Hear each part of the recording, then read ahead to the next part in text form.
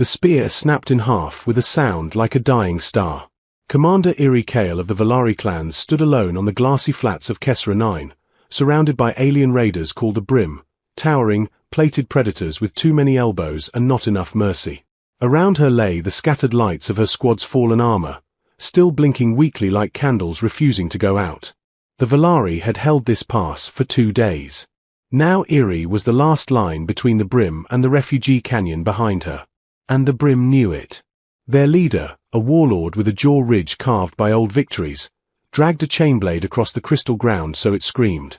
He didn't rush. He wanted her to feel the circle tightening. He wanted fear to be the final weapon. Iri lifted the broken half of her ancestral spear anyway. The tip still shimmered with a faint pulse, like a heartbeat that didn't understand it was doomed.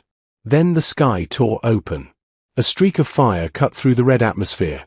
Too fast, too low, too deliberate. Something slammed into the battlefield between Iri and the Brim warlord with the force of a meteor that had picked a target on purpose. The crystal plane shattered outward. A ring of shattered glass rained down like knives. The Brim staggered back, roaring in shock. Steam hissed from the smoking crater. Metal groaned. A hatch blew outward. And a human dropped out of the wreck like gravity was just another problem to solve. He hit the ground in a 3-point landing, stood up, and shook dust off his shoulder as if he'd missed a stair-step instead of surviving orbital entry. His armor was compact, dark, patched with scorch marks. A cracked visor hid his face, until he tapped it, and the glass lifted with a soft whine. 2 eyes looked out, brown, sharp, annoyingly calm. He scanned the dead, the broken spear, the circle of monsters. Then he glanced at Iri and spoke in perfect trade standard, voice light like he'd walked into the wrong party. Mind if I join the fight? For half a breath, even the wind seemed to stop. The Brim warlord barked out a laugh that sounded like metal in a grinder. Small creature. You fell from the sky to die faster. The human shrugged. Maybe. But I'm stubborn. He reached behind his back and drew a strange weapon, not a plasmacaster, not a beam lance. It looked almost primitive, a compact launcher with a thick barrel and a blocky top rail, built for ugly work. Iri blinked. Who are you? The human glanced at her without turning his body fully, like he kept every angle in mind. Jace Rook. Human expeditionary. Also, currently very lost. The Brim warlord raised his chainblade. The Brim tightened their circle, 6-limbed shadows flexing claws that could peel armor like fruit. Jace sighed, like someone about to do chores. Okay, he said. Let's do this the human way. The first Brim lunged. It moved like a collapsing building, fast, heavy, certain. Claws aimed for Jace's throat. Jace didn't back away. He stepped in. At the last possible instant, he pivoted, guiding the Brim's momentum past him like redirecting a river with a single stone. The Brim overextended. Its claws cut empty air. Jace's weapon coughed once. Thunk, not a laser crack, not a plasma hiss. A hard sound. The Brim's chest plate buckled inward. A dark hole appeared where there hadn't been one. The creature stumbled, confused by the idea of injury, and fell like a statue that forgot how to stand. 2 more Brim attacked, splitting wide to flank him. Jace sprinted toward the gap between them, slid on the crystal, and tossed something small behind him without looking. A metallic click. Then a sharp pop. A burst of thick white smoke exploded outward, swallowing half the circle. The Brim roared, blinded, swiping at shadows. Jace moved inside the smoke like he'd rehearsed it. His steps were short, precise, never wasting motion. Another thunk. Another collapse. Iri watched, stunned, as the human turned a killing ring into a broken puzzle. He wasn't stronger than the Brim. He wasn't faster in raw speed. He was simply smarter in the moment. He used the smoke to separate them. He used their wide swings against them. He aimed at joints, vents, seams, places Valari weapons usually couldn't breach without heavy charge. Within seconds, 3 more Brim were down.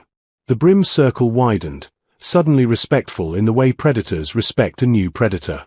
The warlord snarled and barked orders. The remaining Brim shifted into a coordinated formation, for attackers, staggered, with two holding back to pounce when Jace committed. Eerie recognized it. The Brim Crush net. It had killed whole squads. Jace nodded, approving. Ah. Group homework. Eerie's broken spear trembled in her hands. She wanted to help, wanted to honor her fallen, but the truth was harsh. With her weapon broken, she was a symbol more than a fighter. Still, she stepped forward. Human, Jace, if you're here, then you're my ally. Tell me where to strike. Jace flicked his gaze to her spear. That thing still got a charge. Barely. Good. He tossed her a small disc from his belt. Stick that to the spearhead. When it flashes, stab the ground. Eerie stared at the disc. What is it? Jace's smile was thin and bright. A bad idea with good timing. The Brim attacked. 4 at once, 2 from the front, 1 from the left, 1 trying to vault over the smoke edge to drop behind him. Their claws moved like shears. Jace ran forward to meet them, then abruptly changed direction, diagonal, into the weakest seam of the formation. He fired once, then kicked a fallen Brim plate into another attacker's face. The plate hit like a shield. The Brim stumbled blind. Jace slid under a claw, came up behind the front attacker, and planted a device on its back plating. The device beeped. The Brim realized too late it was tagged. Jace shoved it forward, straight into its ally. Now! Jace shouted without looking at Eerie. The disc in Eerie's hand flashed. She slammed it onto the broken spear tip and drove the spearhead into the crystal ground with everything she had. The world answered. A pulse shot through the crystal plane, like lightning trapped inside glass. The ground beneath the tagged Brim flared with sudden energy. Its armor vents ignited. The creature screamed as the charge overloaded its own plating, turning its strength into a cage. The two Brim tangled together in panic. Jace used the moment. Thunk. Thunk. 2 more fell. The warlord's laughter died completely. His small red eyes narrowed, not with rage now, but with calculation. He'd expected honor. He'd expected fear. He hadn't expected a human falling out of the sky with tricks and timing and a weapon that punched holes through certainty. Jace lowered his launcher slightly. You can keep coming, he said, voice calm. But you should know something about humans. The warlord spat. You are weak flesh. Jace nodded. Absolutely. That's why we don't fight fair. He reached into a pouch and pulled out a single, ugly sphere with a pin. Eerie felt her throat tighten. Human, what is that? Jace didn't take his eyes off the warlord. A message. He held it up so the Brim could see. Option 1, Jace said. You leave, and you tell your horde that humans are on this rock now. The warlord's claws twitched. Option 2, Jace continued. You stay. And we find out how tough your armor is on the inside. Silence stretched like a wire about to snap. The Brim warlord looked at the bodies. Looked at Eerie, still standing, still refusing to kneel. Looked at the human with the calm eyes and the strange weapon and the grin that promised worse. Then the warlord backed away. This is not finished, he snarled. Jace's grin sharpened. I hope not. The Brim retreated, dragging their wounded, vanishing into the red haze beyond the crystal flats. When the last heavy footstep faded, Eerie finally let her breath out. Jace lowered the grenade, rolled his shoulders like he'd finished a workout, and turned to her.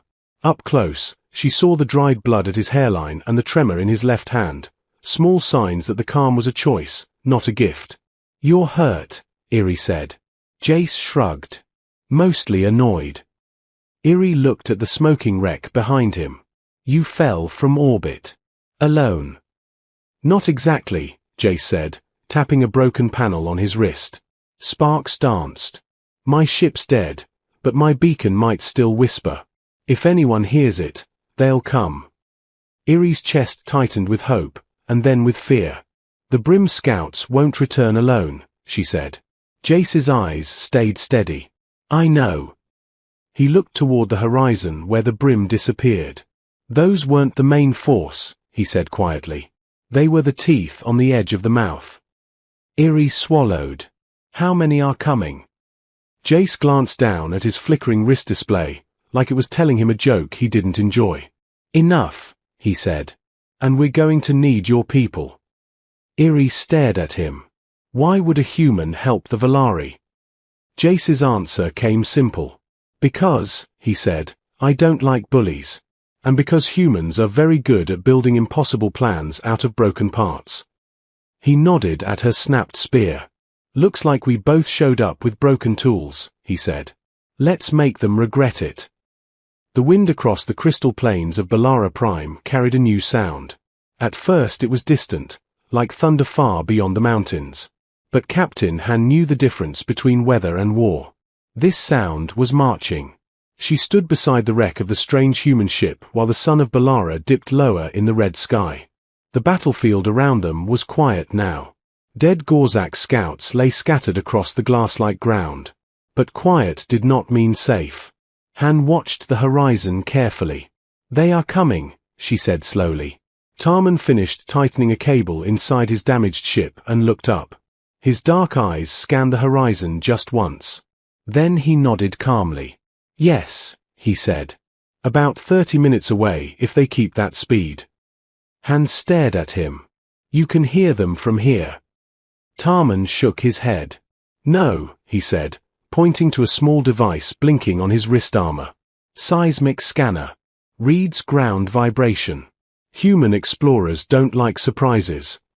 Han folded her arms slowly. You seem very relaxed for someone about to face an army. Tarman smiled faintly. Relaxed, he said. No. Focused. He stepped away from the ship and began laying small metallic discs across the crystal ground. Han watched him work. What are those? Preparation, Tarman answered. He placed another disc near a narrow valley between crystal ridges. You said the Gorzak army is large. Han nodded grimly. Their warbands often number hundreds. Sometimes thousands. Tarman whistled softly. Good. Han blinked. Good. Yes, he said casually. That means they'll be confident. Confident enemies make mistakes. She still did not understand the human.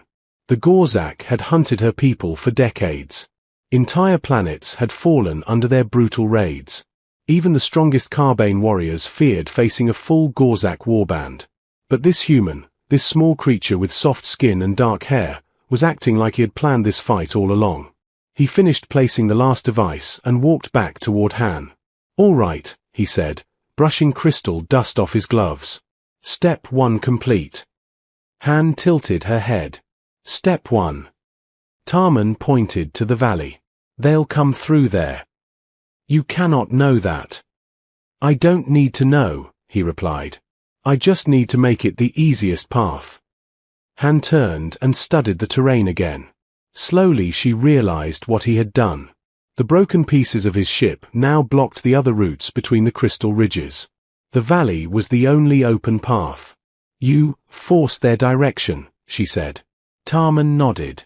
Humans call that funneling the enemy. Han looked back toward the horizon. The distant thunder had grown louder. Dust clouds were rising now. Dozens. Hundreds. Her stomach tightened. The scouts were right, she whispered. An army. Tarman rolled his shoulders calmly. Good thing I called friends. Han turned sharply. You called, what? As if answering her question, the sky suddenly crackled. A faint blue light flashed above them. Then another. And another. Han's eyes widened. 3 small streaks of fire cut through the atmosphere. Drop pods. They slammed into the plains behind Tarman's crashed ship with heavy metallic booms. Steam hissed as their doors exploded open. 3 figures stepped out. Humans. One was tall and muscular, carrying a massive weapon across his shoulder. Another wore sleek armor covered in small tools and scanners. The third was smaller but moved with the quiet speed of a hunter. The large one waved. Sorry we're late, Tarman. Tarman grinned. Perfect timing, Vega. Han stared in disbelief. There are more of you. Of course, the tall human laughed. You didn't think we let him crash alone, did you? The quiet hunter stepped forward and studied the distant dust cloud. That's a lot of Gorzak. About 300, Tarman replied casually. The hunter raised an eyebrow. You always pick the fun missions. Han felt dizzy. 300 Gorzak warriors. And only 4 humans. She stepped forward urgently. You cannot fight that many. The armored engineer smiled. Oh, we're not fighting them, she said. Han blinked. What? Tarman pointed toward the valley again. We're teaching them. Teaching them what? Tarman loaded a fresh magazine into his weapon with a sharp click. That humans don't win wars with strength. The ground began to shake harder now. The Gorzak army was close. Their massive figures appeared along the far ridge like a moving wall of grey armor and claws. Their leader stepped forward. A giant even larger than the scouts. His voice roared across the plains. Human. Tarman stepped forward calmly. Yeah. You killed our warriors. Self-defense, Tarman replied casually. The giant Gorzak pointed a claw toward the valley. You will die here. Tarman smiled slowly. Maybe. Then he tapped a button on his wrist. For one quiet second, nothing happened. Then the valley exploded. The small metallic discs erupted into blinding flashes. Crystal ground shattered into razor-sharp fragments. Shockwaves blasted through the narrow pass like thunder trapped in a canyon. The front line of the Gorzak army vanished in a storm of crystal shards. The survivors roared in shock and fury. Han covered her eyes as the explosion echoed across the plains. When the dust cleared, the valley was filled with jagged crystal spikes and broken Gorzak bodies. The army had stopped. Confusion rippled through their ranks. Vega chuckled. Phase 1 complete. Han stared at the destruction. You destroyed half their formation. Tarman shook his head. No. He pointed to the stunned Gorzak army. We disrupted them. The hunter-human stepped forward, drawing 2 sleek blades. Which means, she said quietly, they're about to panic.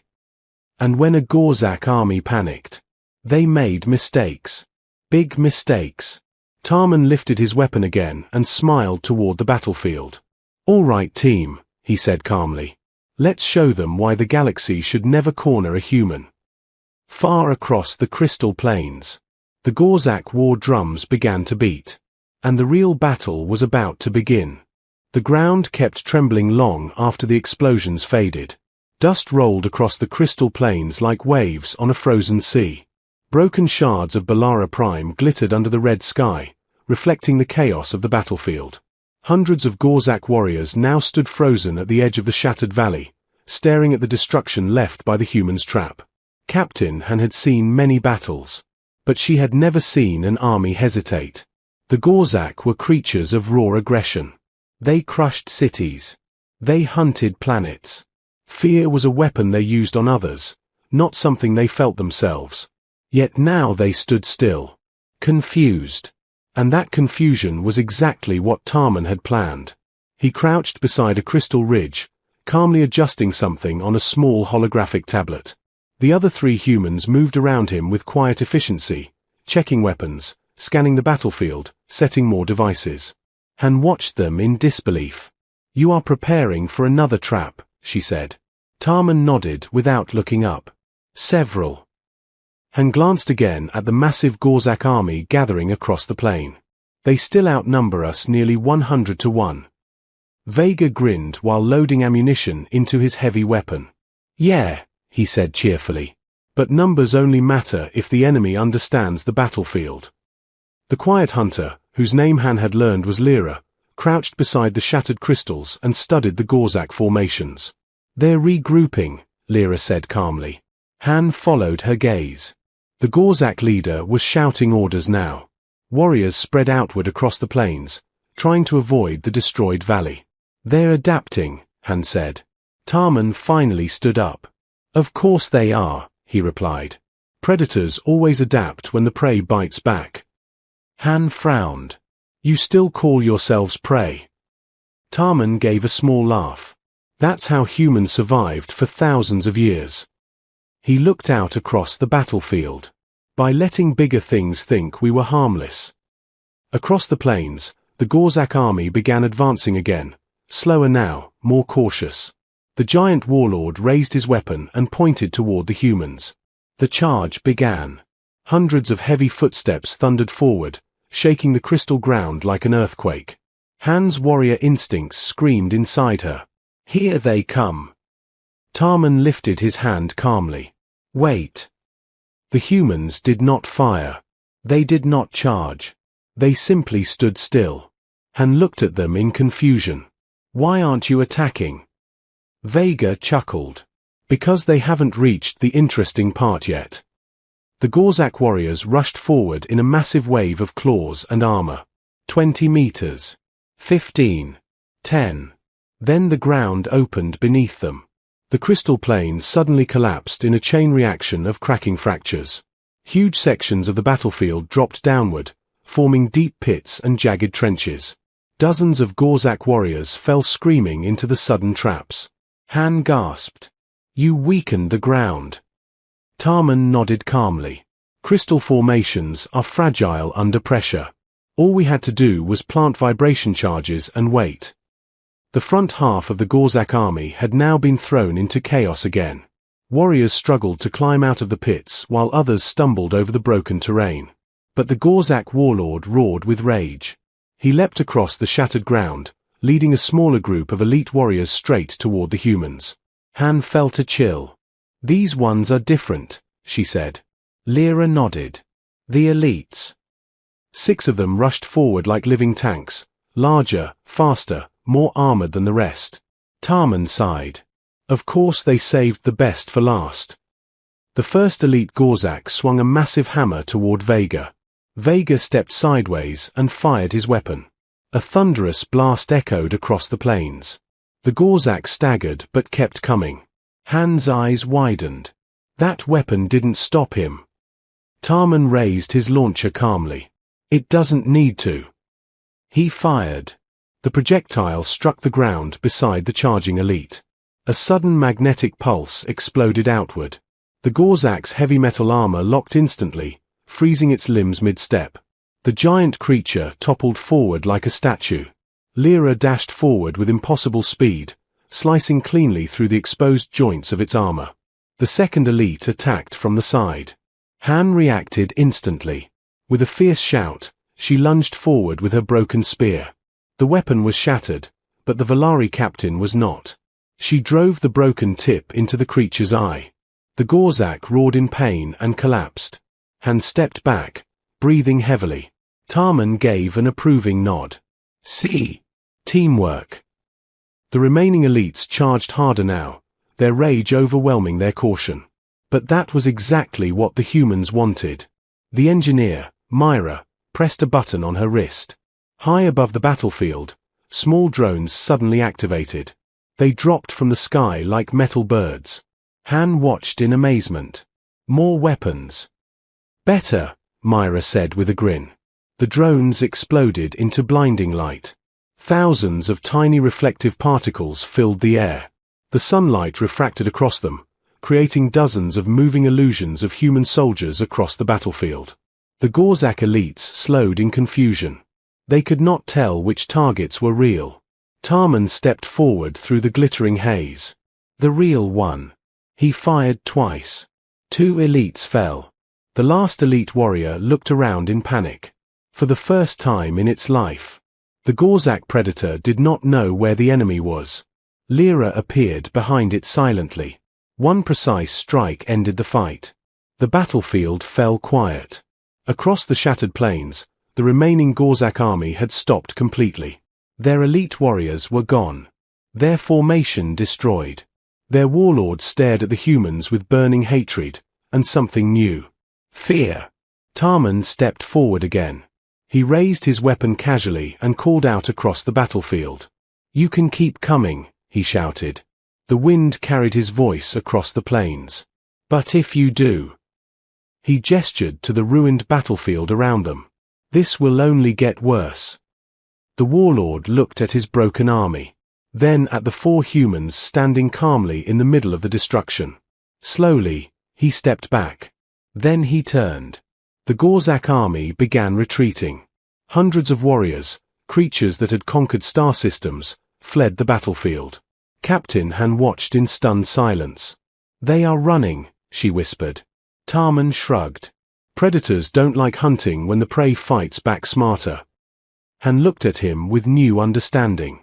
"You didn't defeat them with strength." Tarman smiled. "No." He looked out toward the stars. "We defeated them with imagination." Han studied the humans now, the strange species that fought wars with traps, tricks, teamwork, and impossible ideas. A species that turned weakness into advantage. A species that refused to play by anyone else's rules. For the first time, she understood something that the Gorzak army had just learned the hard way. Humans were not the strongest warriors in the galaxy, but they were the most dangerous. Because when humans faced impossible odds, they didn't surrender. They invented a new way to win. And somewhere beyond the stars, the rest of the galaxy was about to learn that same lesson.